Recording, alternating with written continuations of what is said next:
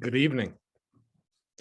I'm Dick Clay, and I'm the president and the CEO of the Filson Historical Society. We're delighted that you're with us on this very special evening.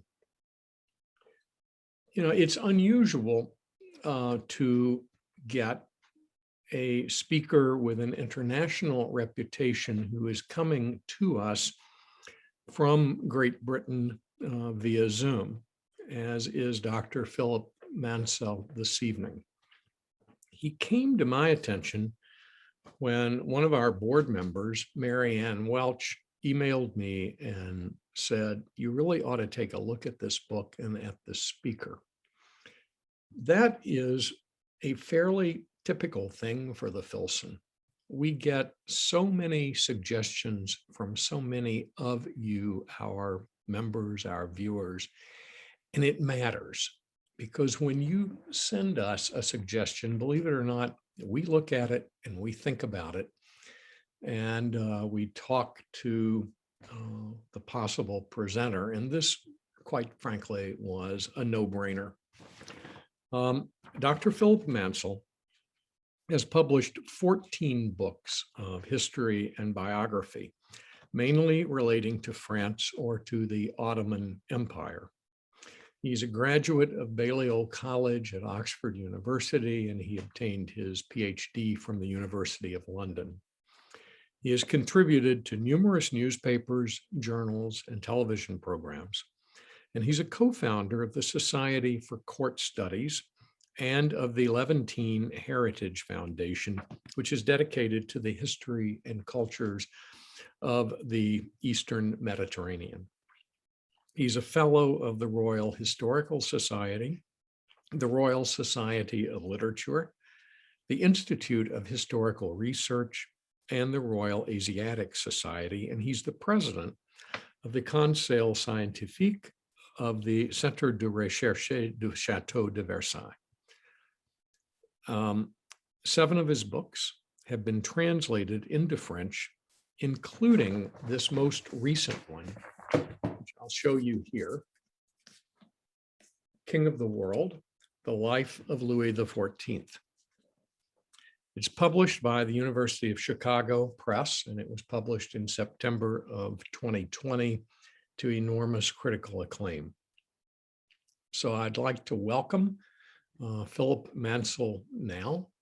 And Philip, you can go ahead and unmute and turn on the video. There you are. Good. Hello. Hello. And I'll return after his PowerPoint lecture to moderate questions after this presentation as time permits. So please, please, please join me in welcoming this truly deep, probing, internationally renowned scholar. Thank you, sir. Thank you very much, Dick. And I'm delighted to be with you. I'm so sorry I can't be with you in person. And I'm talking this evening about a king, Louis XIV. We associate him with Paris and Versailles, but I want to show that he was truly global. Versailles had tentacles everywhere, even in the valley of the Mississippi.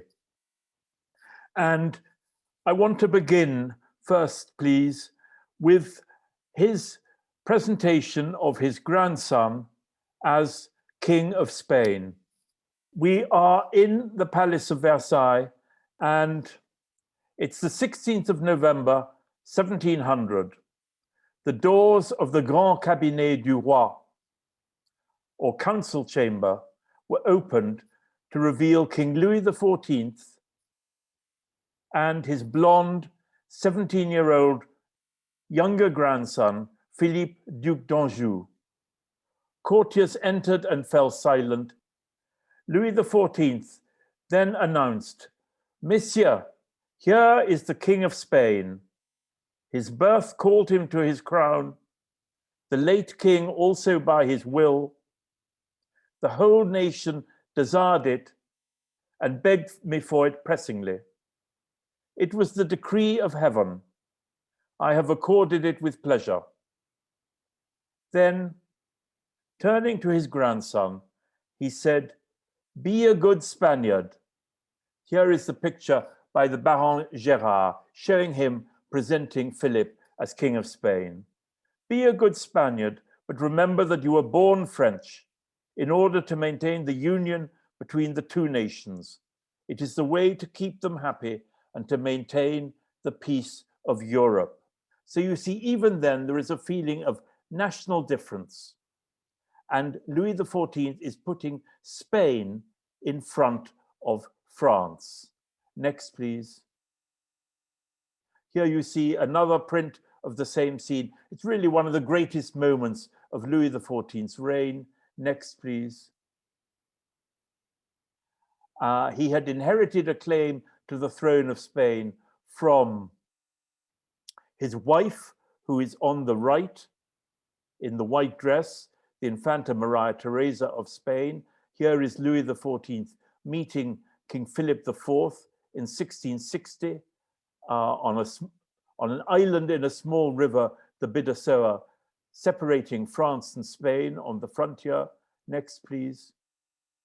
And here you see Philip V in Spanish dress as King of Spain by the Pillars of Hercules, as the Straits of Gibraltar were called. And this is a symbol of Louis XIV's interest in the world, because the Spanish monarchy then ruled not only over Spain, but also half of Italy, and of course, most of South America and most of Central America. Next, please. And in the ensuing war, the War of the Spanish Succession, it's a global war. There is fighting in the Americas, in Canada, as well as all around the French frontiers, north and east and south. And at times, Louis XIV put the maintenance of his grandson as King of Spain. He risked the future of France in order to keep his grandson on the throne in Madrid. And indeed, he won this war. And it's partly because of Louis XIV that there is still a Bourbon king in Spain today, King Philip VI. Next, please. And it's not just a war for Spain, it's also a war for trade. Kings then were also merchants. He's very interested in global trade, and France wants to seize what was then one of the most profitable of all trades. As this book cover shows, it is the slave trade, importing enslaved Africans into Spanish America. For a time, the French had the monopoly, but in 1713, this is given to Great Britain instead.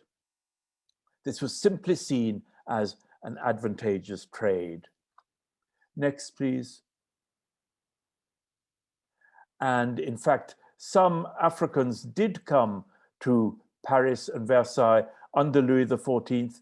This is a contemporary print showing the King of Abyssinia near Benin on the coast of Guinea. He comes to Paris, there's trade between France and Africa.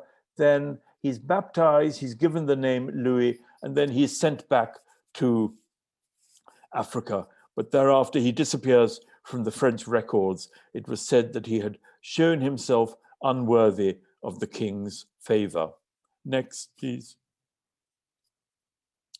And now I want to go back. So Louis XIV has staked a claim to make the Bourbons a world dynasty. Now we go back to Louis XIV as Emperor of the Romans. He's dressed up as a Roman emperor. He saw himself as the heir to the Roman Empire, and even more as the heir to Alexander the Great. He was his main role model. Why Alexander? Because he's both a hereditary monarch, King of Macedonia, and also a world conqueror. And Louis XIV's first ambition was to expand French territory north and east towards the Rhine, towards Germany. Next, please. And he's a soldier king. He regarded cannon as the last argument of kings. Here is an inscription on one of his cannons in the courtyard of the Hôtel des Invalides, the great military hospital which Louis XIV built in Paris and which is still there today. Next, please. And here you see the territory which Louis XIV acquired for France. Flanders, Alsace to the east, and Franche-Comté. And these red squares are all the forts which he built to protect France, some of which went on serving as forts until the Second World War. Next, please. And this is a map showing all the journeys of his great military engineer, Vauban. Some of you may have seen some of Vauban's forts surrounding the French frontiers. Next, please. And here you see Louis XIV's own travels in France, all over France. He's not stuck in Paris or Versailles. He knew his kingdom extremely well, down to Spain, east to Toulon and Marseille, and above all, northeast to the Belgian frontier, always the most dangerous in French history. It's what General de Gaulle called this fatal avenue, the low flat land which enticed armies to invade France. Next, please. And here is Louis XIV being received in Toulouse by the local dignitaries. Next, please. Here is one of the model forts built to protect France on the Rhine, New Breisach. Next, please. And now I'm going to show you a series of pictures showing Louis XIV entering different towns of what is now northern France or Belgium or the Rhineland. Here he is outside Arras, 1667. It's the beginning of his reign. He's in triumph. Everything succeeds with him. Next, please. Here he is outside Courtrai. Next, please. Crossing the Rhine near Netherlands on a beautiful white horse. I know Kentucky is horse country. Well, nobody loved horses or knew them better than Louis XIV. He had about 700 in his stables, and he's always riding. He's very much a country person. He loved riding through the great hunting forests around Paris. Next, please. Here he is as a Roman emperor, crowned by victory outside Maastricht in the southern Netherlands, which he had besieged and taken in 1673. Next, please. And he's in close relation. He's not only a French monarch, he's also a European monarch related to all the crowned heads of Europe. That's why he could claim the throne of Spain for his grandson. And this is his first cousin, Charles II, painted in France in 1653 when he's in exile, very well known to Louis XIV. Between them, in fact, they wanted to divide the Spanish colonial empire. Charles II acquires New York during the reign of Louis XIV. Next slide, please. Here is Louis XIV entering Dunkirk on the North Sea, which he has just bought from Charles II, and which remains a great French port to this day, and which Louis XIV personally visited 5 times in his reign and made into a great naval base. Next, please. Here is Charles II as Neptune when he's the ally of France in the war against the Netherlands. Next, please. And Louis XIV also used women as political agents. This is a French woman, Louise de Keroualle, who's been sent to London, who becomes Charles II's principal mistress, a French agent in the heart of Whitehall. Her apartment, it was said, was the true center of the British government. She keeps Charles II an ally of Louis XIV, and she is embracing an African child who is probably her enslaved servant, and who is offering her pearls and coral. And I think that is a symbol of the sea which she often crossed between France and England, of the sea which both Charles II and Louis XIV wanted to dominate. Next slide, please. And here is one of the great triumphal arches which still commemorate Louis XIV's victories in Paris. Smaller but more elegant than the Arc de Triomphe of Napoleon. This is the Porte Saint-Martin in the Marais district. Next slide, please. And here is Louis XIV as Hercules. He was an extremely fit young man. He not only rode, he also danced frequently, practicing dancing almost every day. Next slide, please. And here he is again on a magnificent white horse in front of Besançon in Franche-Comté, on the frontiers of Switzerland, which he has just conquered and which remains a French city to this day. Next slide, please. Here he is entering a conquered city in the Netherlands, accompanied by his wife, the Queen, in a carriage. He loved female company. He always accompanied by the ladies of the court, even to obscure places like Luxembourg or Besançon. Next slide, please. And here he is receiving the keys of Strasbourg, 1682. It is one of the great moments of the reign.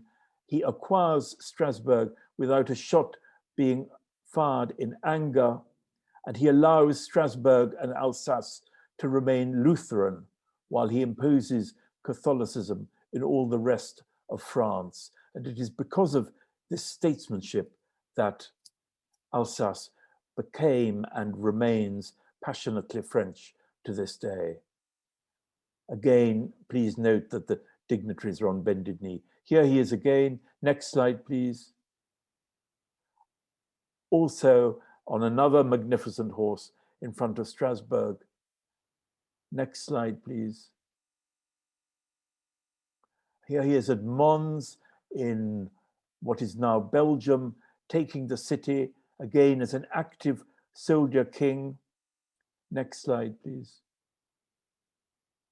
At Namur, 1692, this is his last campaign as an active military monarch. By then, the French army is about 300,000, the largest and most frightening army in Europe, maybe the world. His victories were known in Africa, in the Ottoman Empire, and beyond. Next slide, please. And he's also interested in trade and science. Here he is founding the Academy of Science in 1666. It's a picture by Testelin. Most of these pictures are in the Musée de l'Histoire de France in Versailles, in the palace itself. And please note the globes, both on the left and the right of the picture.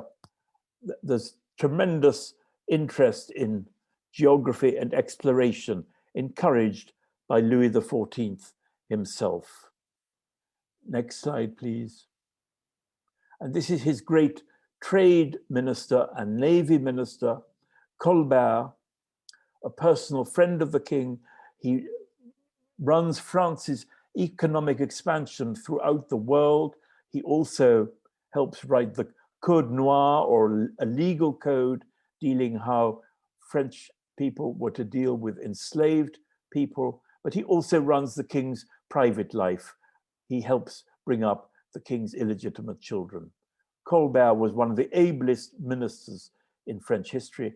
After his death in 1683, nothing went quite right with Louis XIV's reign. Next slide, please. And here is a book called Le Parfait Négociant, or The Perfect Businessman. And it's not true that France was just occupied with war or the court with building palaces. It was an active commercial power. And this French book, it's really a how-to business book, was translated after its first publication in 1675 into Dutch, English, German, and Russian. It has full details about bank rates, exchange rates, bankruptcies, how to keep accounts, how to have letters of exchange, how to make an inventory, and so on. French merchants under Louis XIV began to be everywhere in the world. Next slide, please. Here is an example of a global merchant, Samuel Bernard, who had been a Protestant. He converted to Catholicism to please Louis XIV. His ships, which you see behind him, they take grain from Poland or Germany to France. He also has interests in the Americas, in the slave trade, in more or less everything going. And in 1708, towards the end of Louis XIV's reign, when France is threatened by bankruptcy, the king does Samuel Bernard the great honor of giving him a personal tour of his private pleasure gardens at Marly in order to get a larger loan on better terms, which he did. The banker was so overwhelmed by the honor that he granted the king's request. Next slide, please. And here is a map showing the trading companies which Louis XIV and Colbert founded: the Company of the North, dealing with the Baltic; the Company of the Levant, dealing with silk and scents and cotton from the Middle East; the Company of the East Indies. The first French colonies are founded in India at this time, in Pondicherry and Chandernagore and what is now Mauritius; the Company of Guinea, dealing with the slave trade; and the Company of the West Indies, dealing with America. Wood, fish, and fur, above all, the fur trappers of Canada and Quebec were famous. And it is now that France acquires Louisiana. Next slide, please. Here is a map of North America, Nouvelle France, as Canada was then called. And of course, it stretches down the Mississippi to New Orleans. And now I would like to go into more detail about Louis XIV and America. Since the foundation of Quebec in 1608, there had been small French settlements there. Louis XIV personally corresponds with the commanders of regiments in Quebec. He's very interested in encouraging colonization, Catholicization, and he even says that Native Americans must be treated with kindness and justice, probably more of an ideal than something put into practice. And his attempt to get the Valley of the Mississippi is one of the most ambitious single acts of expansion in the history of European empires. In May 1678, he gave the explorer Cavelier de La Salle a commission to explore the western part of our land of New France and to establish forts there, like Fort Frontenac on Lake Ontario. And with 23 Frenchmen and 18 Native Americans, La Salle established forts down the river Ohio, Fort Crèvecoeur in 1680 and Fort Prudhomme in 1682. And on the 9th of April, 1682, having traveled all the way down to the Gulf of Mexico, then known to the French as Nouvelle Biscay, like the Bay of Biscay between France and Spain, he took possession of the entire valley of the Mississippi in the name of the very high, very powerful, very invincible and victorious Prince Louis le Grand, Louis the Great, by the grace of God, King of France and Navarre, 14th of that name. And the ceremony is recorded by a lawyer, celebrated by a Te Deum and shouts of Vive le Roi. And the area was called Louisiana after the king himself. And he returned from France after receiving personal instructions from the king. So the king is in Versailles, but he's much of the time in Versailles, he's thinking of America as well as expansion in Europe and Asia. And he's given the instruction to subject under our domination several savage nations and bring them the light of the faith and the gospel. French expansion and Catholic missionary work were considered as synonymous. And the first book in 1687, Description of Louisiana, newly discovered to the southwest of New France, was dedicated to Louis XIV. And the priest named Louis Empe, who wrote it, claimed that the love and felicity of the Native Americans helped them convert to Christianity. And in 1698, next slide, please. Here is the bust of Louis XIV in the city of Quebec. Next, please. Here you see the map of the expedition, 1682, and again 2 years later. In 1698, in Versailles, Louis XIV chose more officers to explore the mouth of the Mississippi, and he explicitly states that his desire is, and I quote, to stop the English establishing themselves there. Competition with other powers was a great motive for colonization. And explorers told the king that the Mississippi Valley was, and I quote, the finest land in the world for pasture.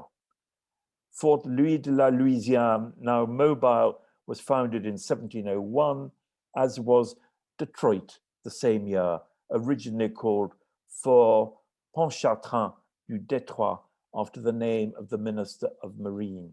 And in fact, Pontchartrain was of the same family as the chief minister during the War of American Independence, who also encouraged France to help America win independence from Britain. And at the same time, the town of Cadillac was founded, named after Monsieur de Cadillac, a French officer. And Sainte-Anne-de-Détroit in Detroit is the second oldest continuously operating Catholic parish in the United States. Louis XIV wrote, His Majesty has resolved to found a settlement at the mouth of the Mississippi. It has become an indispensable necessity to halt the advance which the English from New York have begun to make in those lands. However, one of the great tragedies of French expansion is that French colonists did not arrive to settle in America. There's no one single explanation. It may have been the bad climate of Canada and the Mississippi Valley. It may have been the many French peasants already owned their own land. Above all, whereas New England was colonized by religious dissidents in part, Louis XIV did not allow people he regarded as dissidents to enter French colonies. No French Protestants in the colonies, so at most 10,000 Frenchmen crossed the Atlantic in the 17th century, compared to around 350,000 Spaniards and well over 100,000 British. And during Louis XIV's reign, that is when the French slave trade really starts, and it's when Guadeloupe, Martinique, and what is now Haiti became extremely prosperous for France sugar colonies, making sugar and later growing coffee.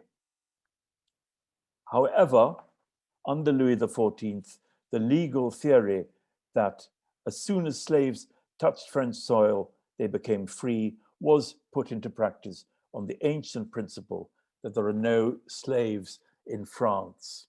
Next slide, please. And the 1680s, I just want to show you how widespread were the interests of Louis XIV. He bombards Genoa, 1684.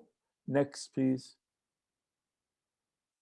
And this is a picture by Uas of the Doge of Genoa coming to offer his homage to Louis XIV in the great Galerie des Glaces of Versailles. Louis XIV in front of his silver throne, which no longer exists now. Next, please. Here is William III, who is Louis XIV's great enemy. It's another world event. He crosses the Channel from the Netherlands, invades England, and replaces his father-in-law, James II, as King of England. There is then a war between Louis XIV and William III, which also includes North America. Next slide, please. Here is Louis XIV welcoming James II to France. Next, please. Louis XIV is also interested in Poland.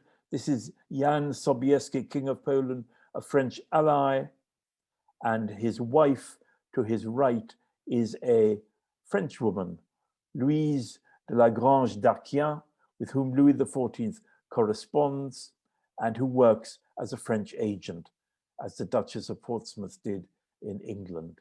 Next slide, please. This is Louis XIV's cousin, who is French candidate for the Polish crown in 1697.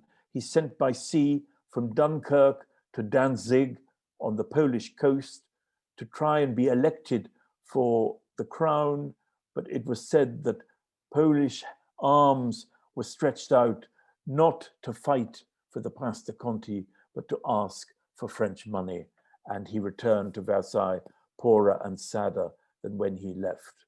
Next slide, please. This is a Prince of Transylvania, a Hungarian. Louis XIV supports his aim to win Hungarian independence from Austria, another sign of his universal ambitions. He fails, but he comes to stay in Paris as a guest of Louis XIV.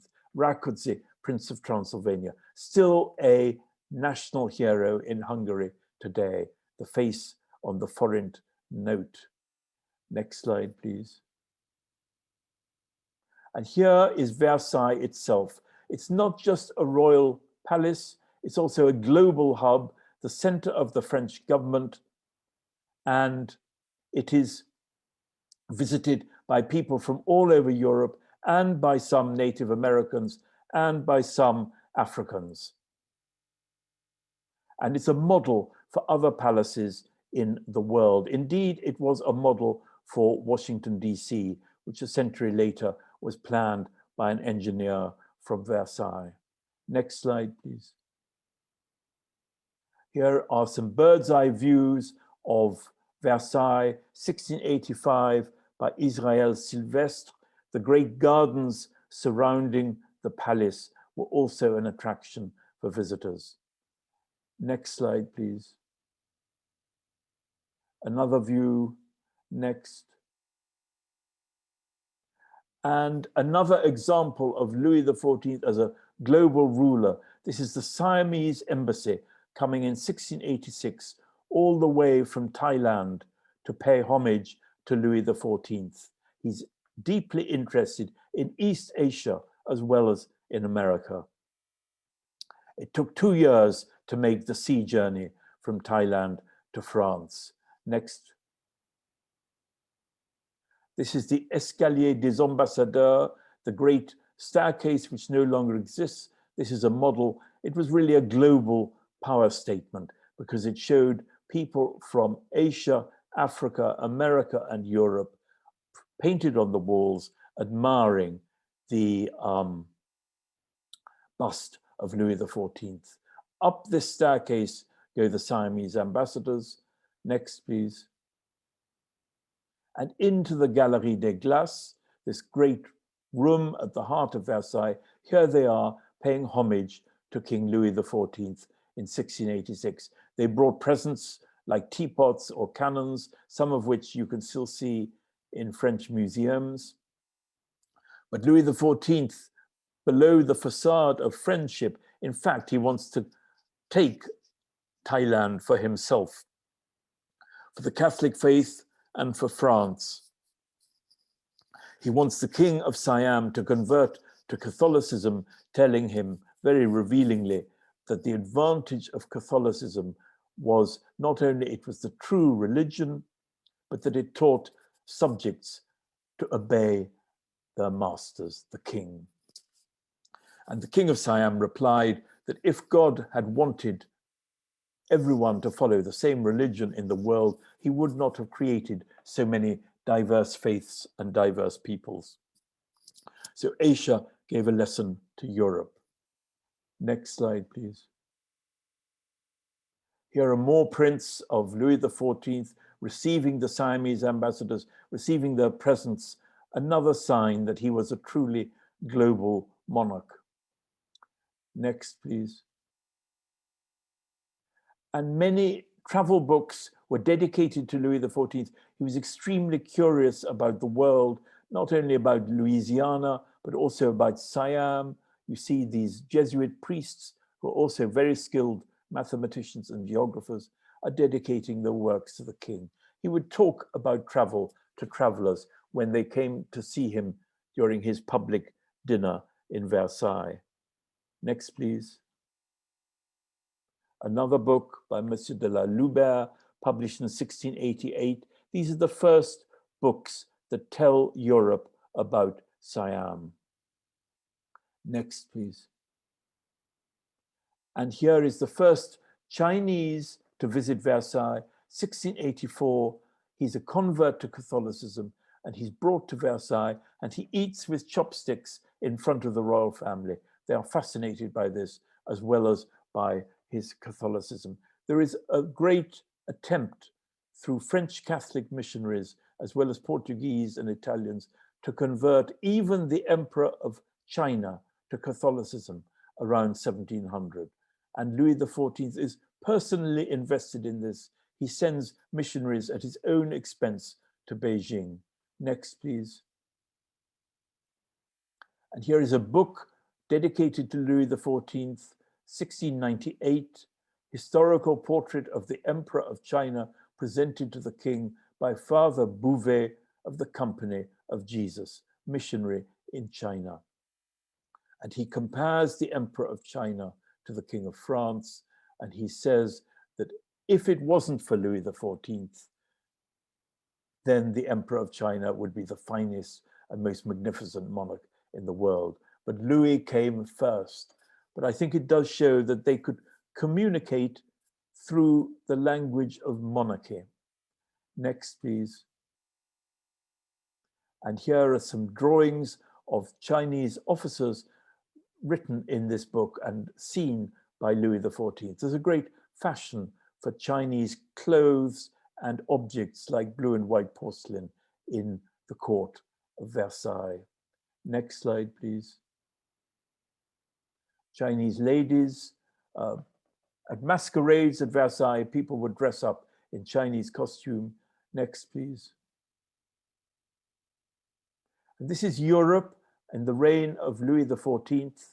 You see France in purple, and also in purple, bottom right, the great Ottoman Empire, a traditional French ally, because they were both against Austria. And Louis XIV maintained this friendship. Next slide, please. And you see here the French ambassador, Monsieur de Nointel, in the middle, in a fur-lined robe, in front of the city of Athens, then an Ottoman or Turkish city. And he's touring the Ottoman Empire, which then covered most of the Middle East, enforcing agreements between France and Turkey for French merchants and priests to be able to travel and trade freely throughout the empire. Next slide, please. Here is an extraordinary picture, only just discovered in Paris, of Louis XIV's ambassador on the right, Monsieur de Nointel, in front of Jerusalem, 1674, with his escort. It's the first accurate Western picture of the city of Jerusalem. And France had a great interest in maintaining free access for Catholics to the holy places, the Church of the Holy Sepulchre and the Church of the Nativity in Nazareth. Next slide, please. Here it is again. Next, please. A robe given by Louis XIV's father to the guardians of the Holy Sepulchre in Jerusalem, the royal arms of France and Navarre below the crown. Next, please. A French traveler, one of Louis XIV's jewelers, painted in Persian dress. He traveled as far as Persia and India, trading and acquiring jewels, which he then sold to Louis XIV. Louis XIV's jewelry collection, the best of the time, was a global jewelry collection. Next, please. One of the many travel books about Turkey dedicated to Louis XIV. Next, please. Next. An account of another voyage around the Ottoman Empire by Monsieur de Tournefort, made by order of the king, acquiring plants and bulbs for both the king's garden at Versailles and the main French state garden in Paris, which still exists today. And Louis XIV loved rare plants and bulbs. The more heavily scented, the better. And sometimes the scent in his gardens at Trianon was so strong that courtiers were forced to retire indoors. Next, please. Memoirs of his consul in Aleppo, who would entertain the king with stories of Turkish marriage customs, for example, and also helped Molière with Turkish scenes in his plays. Next, please. A view of Aleppo in 1686, the first accurate view of Aleppo. It's done by a French officer for Louis XIV. Next, please. A view of Sidon on the coast of Lebanon, 1686. There were schemes also for France to conquer the Ottoman Empire in case it collapsed. Next slide, please. A view of the island of Paros in 1686. Louis XIV's ambitions were limitless. He dreamt of having a French empire in the Eastern Mediterranean. Next, please. Views of Alexandria and Rosetta or Rushdie on the coast of Egypt. Louis XIV had a consul there, and there is developing French trade in Egypt at the time, with also rather vague plans to have a canal through the Suez Peninsula. Next, please. This is the death of the French consul in Algiers. He's fired from a cannon by the rulers of Algiers because Louis XIV has just bombarded the city. Bad relations with North Africa. But next, please. And when the French finally conquer Algiers, after many plans, including by Louis XIV in 1830, they take the cannon from which the unfortunate consul had been fired and erect it in triumph in the French port of Brest in Brittany. And the Algerian government now wants to have the cannon back in Algiers. It's a symbol of the long-standing conflict between the two countries. Next, please. And here is the French ambassador's sons being received by the Grand Vizier of the Ottoman Empire in Istanbul itself, in the capital. A large number of Frenchmen, French travelers or French diplomats are accompanying him. This picture by Jean-Baptiste Van Moor, now in Bordeaux, it shows the strength of the alliance between France and the Ottoman Empire. Two apparently opposed Christian and Muslim monarchies, but in fact, for strategic reasons, they function as allies. Next slide, please. Next. And the French ambassador in Constantinople. He's running diplomacy, he's helping trade, he's helping the Ottoman Empire supply France with grain when there's famine, and he's also a cultural patron.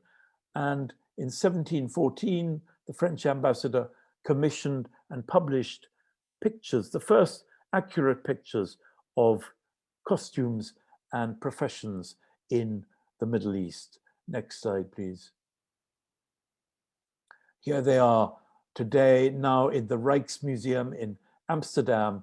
They show, for example, a whirling dervish or a Greek shepherdess or a Bulgarian shepherd or a Turkish soldier. It's an absolutely marvelous room, all commissioned by the French ambassador. Next slide, please. And here's the first translation of the 1001 Nights. It's into French. It is done by Antoine Galland, who lives in the French embassy, and he dedicates it to a friend of the king's granddaughter-in-law, the Duchesse de Bourgogne.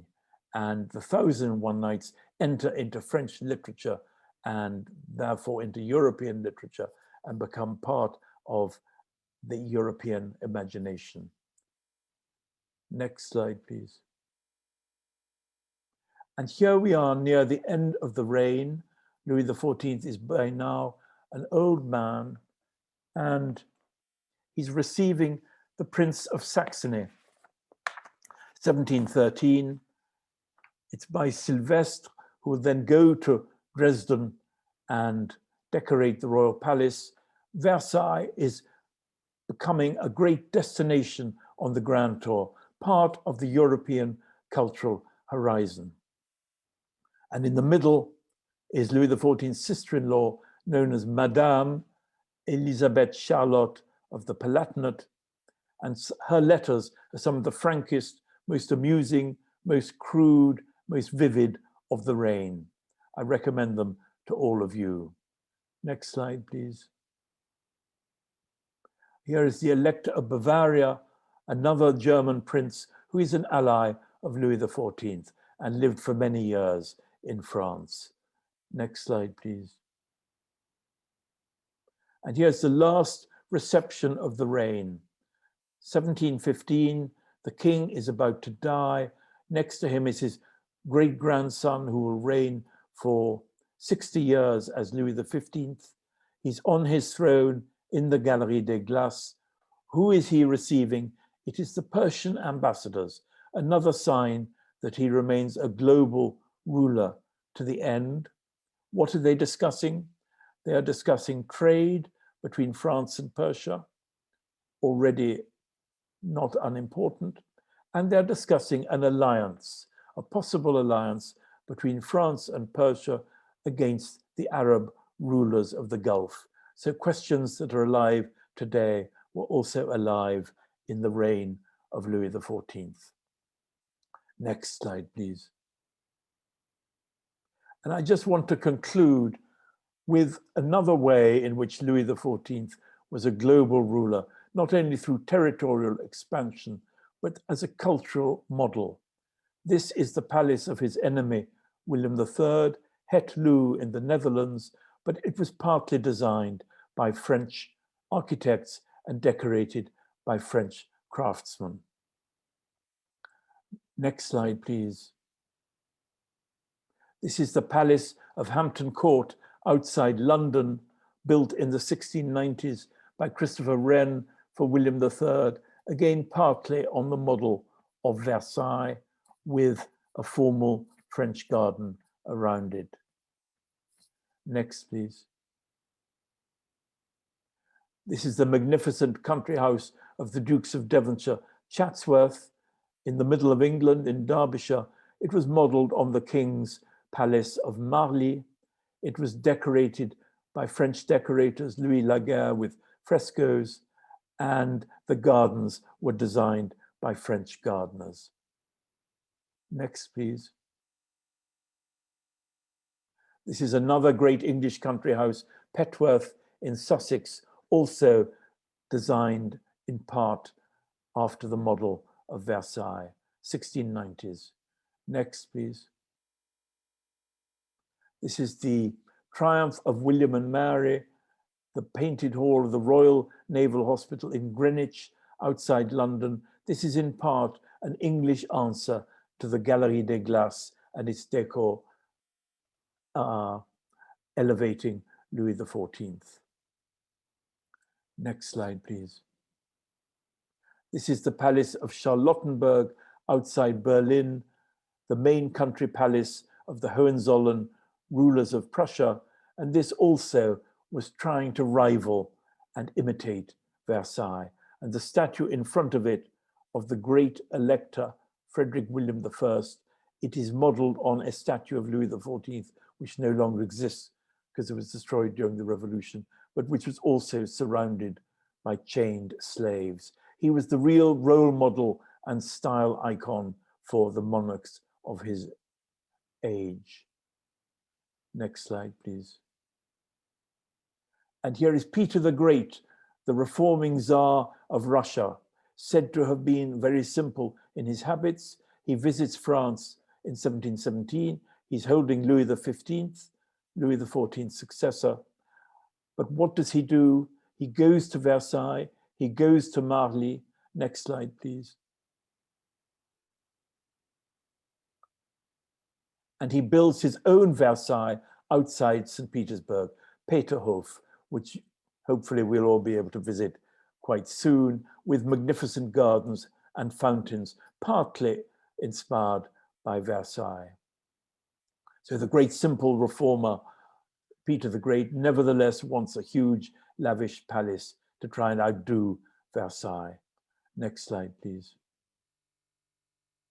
And now at the end, I want to show how Versailles again is a global hub of tourism, the most visited palace except for the Forbidden City in Peking. 7 million tourists before COVID, 7 million tourists would come a year.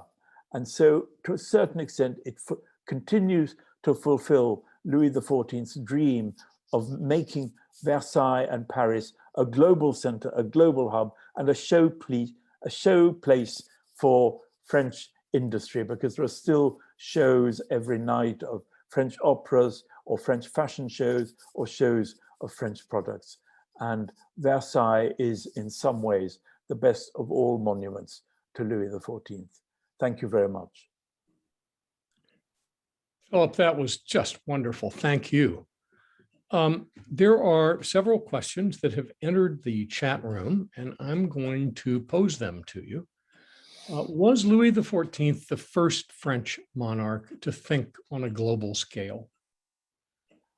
Yes, I don't think he was. They'd always been hyper ambitious. Even in the Middle Ages, they're going off on crusades and dreaming of reconquering the Holy Land. St. Louis spent 2 years in the Middle East, and his grandfather, Henri IV, Louis XIV's grandfather, it's he who founds Canada, and he's very ambitious. And then his father, Louis XIII and Richelieu, also established French colonies in the Caribbean. So it's in his blood, really. And another question, at the time of Louis's death, what was the state of France's finances? And did Louis's wars, his projects, his grand ambitions place such a long-lasting burden on the treasury that the consequences continued through the 18th century and became a factor in the coming of the French Revolution 75 years later? Yes, I agree with that. It was over 1,000 million francs in debt in 1715. He'd fought wars constantly throughout his reign. Even worse than the wars themselves were the lack of a good financial system in France, whereas England is shooting ahead with the foundation of the Bank of England, 1693, with the help of French Protestant refugees who had left France to escape Louis XIV's persecutions. France was a rich country, but the financiers had control of state finances. Taxes were farmed out.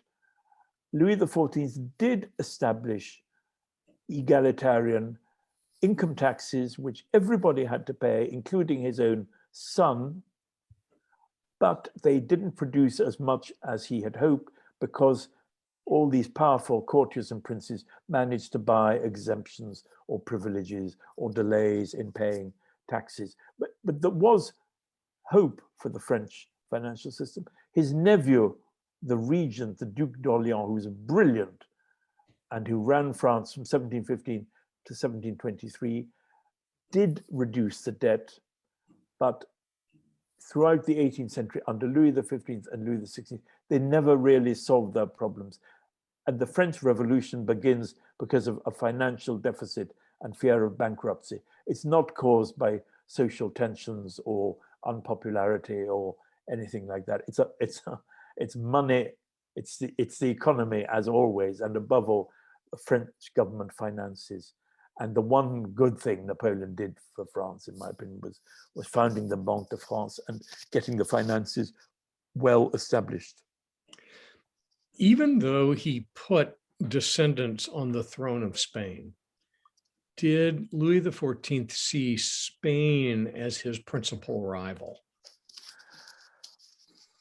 Well, that's a very good question. No, I think because both his mother and his wife were Spanish princesses, the two courts knew each other well, and he's always got this dream of having a descendant on the Spanish throne, because the Spanish Habsburgs are marrying each other. They're producing very sickly heirs. Uncle is marrying niece, cousins are marrying cousins, and so on.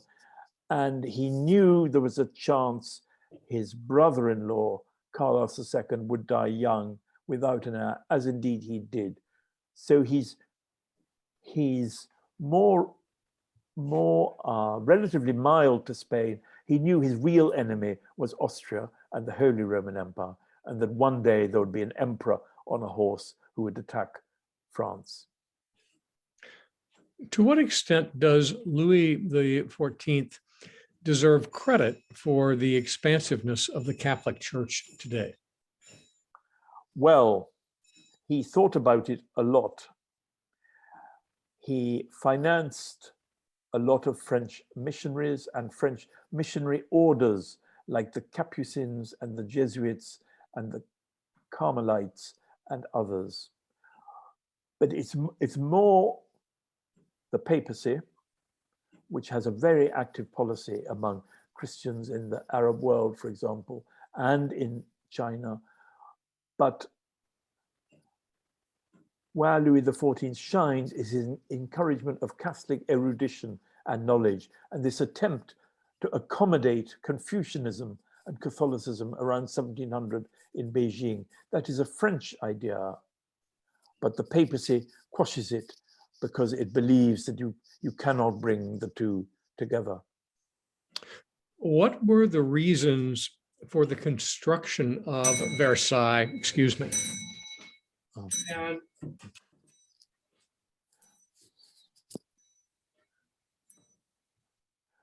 well, I should have stopped that earlier. I apologize. What were the reasons for the construction of Versailles, and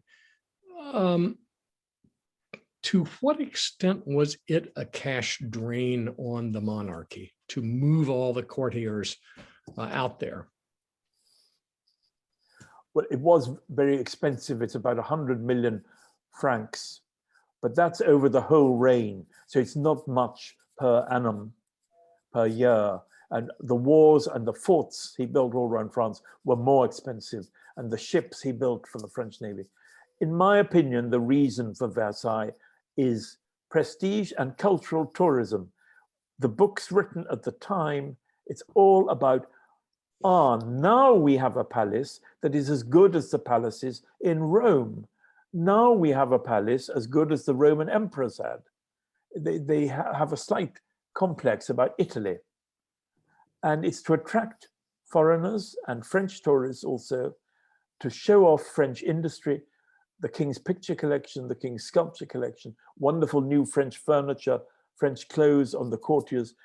And I don't think it's really to crush the courtiers or the nobility, because he had other ways of doing that, through pensions or through the army or through the government. And the courtiers would spend only 1 year in 4 or 3 months in 12 at Versailles. Otherwise, they were elsewhere. I did notice that one way that he dealt with courtiers that he didn't approve of over time or felt threatened by was simply to confiscate their palaces and lock them up. And his finance minister, Fouquet, Yes. in your book is a lead example of that. Can you talk to us a little bit about Louis's ruthlessness? Yes, his ruthlessness. He's very charming, very polite, particularly to women, the best manners in the world, and so on. But of course, it hid a will of iron. He's ruthless to Fouquet, who had been in his way a loyal servant, and he's put in, not just locked up, but put in solitary confinement, which is an act of extreme cruelty. And above all, he's ruthless to the French Protestants, who are harrowed and abused, and there are rapes and murders and kidnappings of children from their families. It is a 20th century style persecution. And they are, even when they're fleeing France over the Alps, Frenchmen are told you can rob them and steal from them, and then you'll be rewarded by the government. And their properties are confiscated. It's truly horrific. That shows his ruthlessness also. More than treatment of nobles or who were relatively privileged. One last question. Your sources are extensive and impressive. Are new primary sources still turning up? And where are the largest and the most important repositories of documents, letters, etc., about Louis XIV and his reign? The best are in the National Archives, which unfortunately now have left Paris, just north of Paris, at La Courneuve, in the archives of the French Foreign Ministry, which is somewhere else. Really wonderful French diplomatic reports. I mean, the French Foreign Office is the best in Europe. They observe everything. They're wonderful sources. In the Bibliothèque Nationale, in the heart of Paris. But yes, there are new sources from French families and from foreign diplomats or foreign observers of France. They've just discovered a diary of someone called Monsieur de Plantavit, who's a perfectly ordinary officer, but he goes to Versailles, as everybody did, and he observes the reception of the Siamese ambassadors. And he describes it, and he shows that the official account isn't correct. In fact, the crowds misbehaved. The king had to use his own stick to make way for the Siamese ambassadors to come up to him. The French court's like a great seething beast, sort of many heads, many arms, talking and chatting all the time. And for example, the letters of Madame, his sister-in-law, there's been no proper edition of them. They're in Hanover to her German cousins, and they need to be properly and fully translated by somebody who knows Old German, which not many people do now. And in fact, she uses very crude language, which makes her letters even more unusual as observations of Versailles. There's lots more to be discovered, certainly.